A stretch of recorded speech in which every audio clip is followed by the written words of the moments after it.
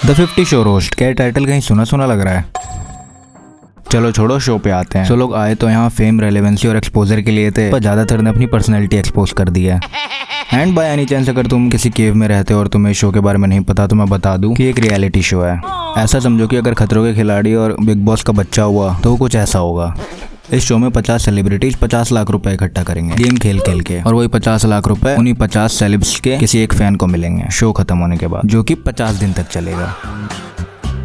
चलो तो सबसे पहले शो के होस्ट की बात करते हैं, जो कि एक लायन है, जो लायन का मास्क भी लगाता है। जब शुरू में शो की हाइप बनाई जा रही थी तब स्पेकुलेशंस थे कि अजय देवगन लायन यानी होस्ट होगा। मैं द 50 का लायन नहीं हूँ। पर अच्छा हुआ कि लायन अजय देवगन ने निकला, वरना शो का पहला स्पॉन्सर दुगास्ता प्रॉपर्टीज नहीं विमल होता, और हर टास्क के एंड में सबको विमल खाना पड़ता। और अब इस शो के 16-17 एपिसोड्स आ चुके होंगे लगभग, और मैंने 5-6 एपिसोड्स देख लिए तो अब पता चल रहा है कि लायन एनोनिमस है, जिसकी आइडेंटिटी रिवील नहीं की गई है अभी तक। पर शो वालों का इस लायन की आइडेंटिटी सीक्रेट रखना बेस्ट डिसीजन था, क्योंकि इस वॉइस मॉड्यूलेशन के साथ इसकी सोशल मीडिया पे इतनी ट्रोलिंग होती ना, कुछ समय के लिए अर्जुन कपूर और कार्तिक आर्यन को थोड़ा आराम मिल जाता है। और अगर भारी वॉइस लेनी ही थी भाई तो विशेष को रख लेते हैं। वास्तविकता के साथ जागो। कम से कम इतनी आर्टिफिशियल वॉइस तो नहीं लगती। ऐसा लगता है शेर को खांसी और दस्त एक साथ हो गए हैं। कुछ ऐसा होगा।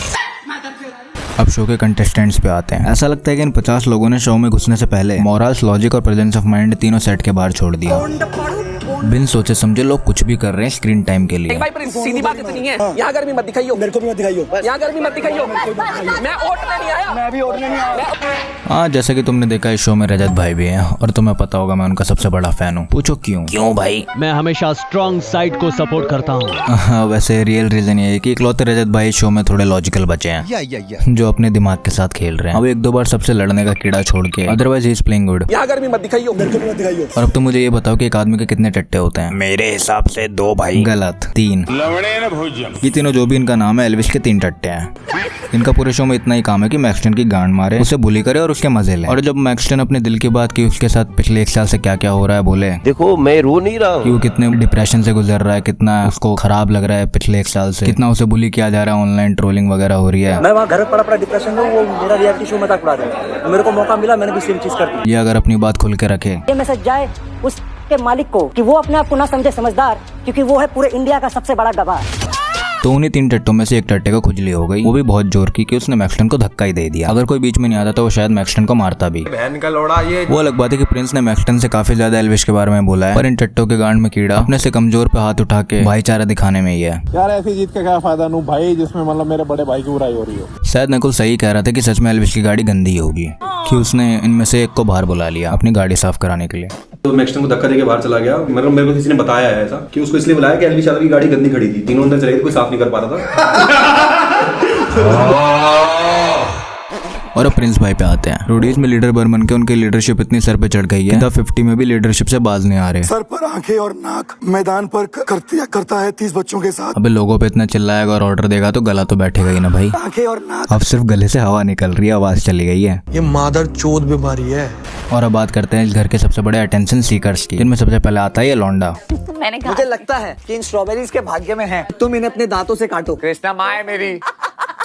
इतनी गंडवी हरकतें ना इसकी, इसे पिक मी वाली कैटेगरी में आना है। गंडवी हरकतें करने से किसी लड़की गुड बुक्स में नहीं आएगा, और ना तो क्यूट लगेगा।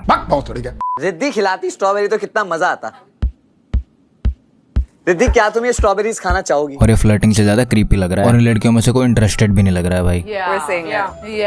बस कर यार अभी, सीरियसली। क्या गांड में खुजली है रे इसके? लगता है चूतिया हो गया है।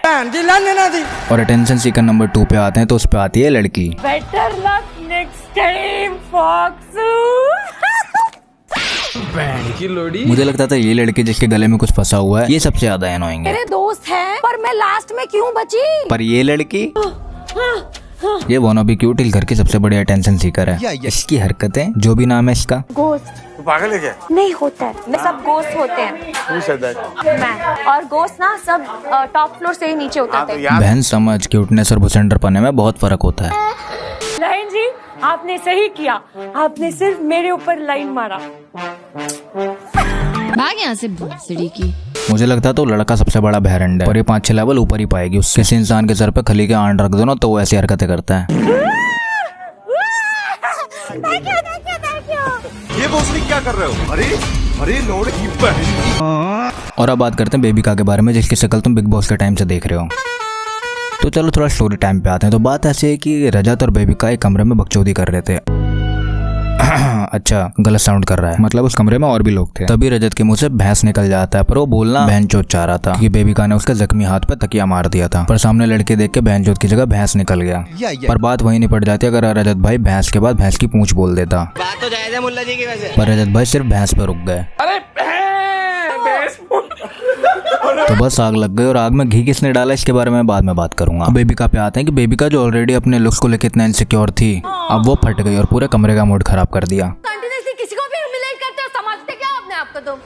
हाँ? अरे बहन, इतना बुरा लगता है तो वजन कम कर लेना। ना तेरे से टास्क हो रहे ना तो सामने वाले के इंटेंशन समझ पा रही। बॉडी शेमिंग वाले टॉपिक पे कभी और बात करेंगे, वो भी गहराई से।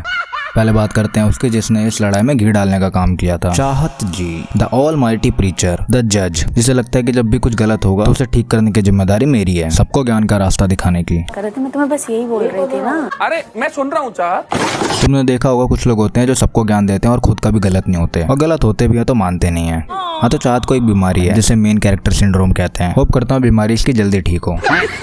जाते जाते मैं एक और MCS के मरीज के बारे में बात करूंगा। इसका नाम है निक्की। इसका एक ही काम है कि जब भी लड़ाई हो 7वीं क्लास के बच्चे की तरह उछलने लग जाओ, जैसे तुम्हारी गांड में कोई गुदगुदी कर रहा हो। तो क्या हुआ? तो क्या हुआ? तो क्या हुआ? इस मरीज से तो इसका बंदा अरबाज भी बहुत परेशान है बेचारा। सोच रहा होगा कहाँ शो में फंस गया। सोचता तो वो ये भी होगा कि इतनी दूर से उसे रेड फ्लैग दिख रहा था, पर पहले देख लेता दूर से तो बच जाता और इस उछलती बिल्ली को झेलना नहीं पड़ता। अरबाज, तुम्हारा मुंह सिल गया था क्या? तुम भी कुछ नहीं बोले? अरे अभी मैं क्या बोलूँ तुम्हारे बीच में? Don't put words in my mouth. तुम्हें क्या कर? पर औरत का चक्कर ना भाई। एक बात तो है भाई कि आदमी के शरीर में खून एक समय पे एक ही जगह जाता है, या तो सर में या फिर लंड में, क्योंकि एक काम करता है तो दूसरा काम करना बंद कर देता है। चलो भाई, आज के लिए इतना ही। थोड़ा फ्यूचर एपिसोड्स के लिए भी बचा लेते हैं, क्योंकि मेरी स्क्रिप्ट भी खत्म हो गई है। और द 50 शो में किसी भी कंटेस्टेंट के लिए हेट नहीं है। तुम भी किसी को हेट मत देना भाई। मैं जितना देख रहा हूँ मुझे तो काफी एंटरटेनिंग लगा। होप करता हूँ तुम्हें भी ये वीडियो देख के मजा आया। चलो चलता मैं, ख्याल रखो। बहन के लौड़े निकलो यहाँ से। Back in the city where the lights stay wild. They say, have you got a club on top? Shorty too bad, got a dangerous smile. On the headline.